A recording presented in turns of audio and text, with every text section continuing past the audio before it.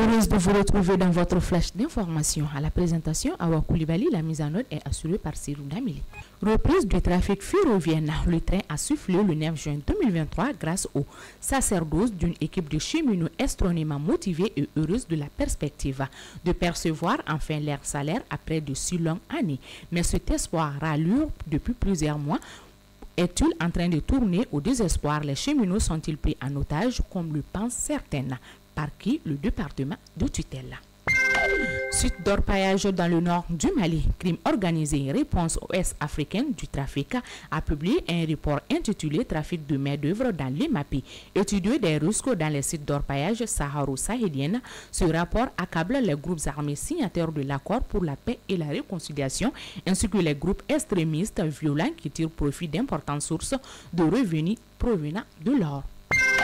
Le jeu report de la présidentielle. Suite à la décision du gouvernement de report le scrutin présidentiel, le président de l'autorité indépendante de gestion des élections EG, M. Moustapha Cissé, a animé une conférence de presse le jeudi 5 octobre 2023 dans un communiqué rendu public le 25 septembre 2023.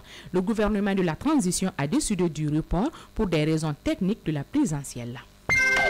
Célébration du mois de la solidarité. À l'instar des autres pays, le ministre de la Santé et du Développement social célèbre avec ses partenaires la 28e édition du mois de la solidarité et de la lutte contre l'exclusion.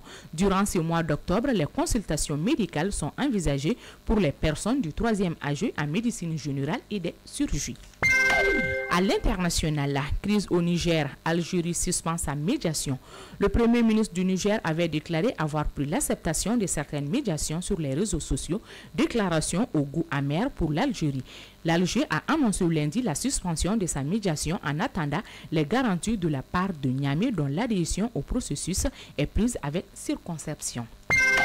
Actualité sportive. L'international sénégalais du Glace-Mort Abdallah Sima a été convoqué lundi pour le match amical du 16 octobre contre le Cameroun en remplacement de Nicolas Jackson. Forfait pour blessure a annoncé lundi la Fédération sénégalaise de football. C'est tout pour votre flash d'information qui vous a été présenté par Awa Koulibaly. Sa mise en ordre a été assurée par Sirou Damili. Merci à vous de l'avoir suivi et bonne suite de programme sur le groupe Savoir Média.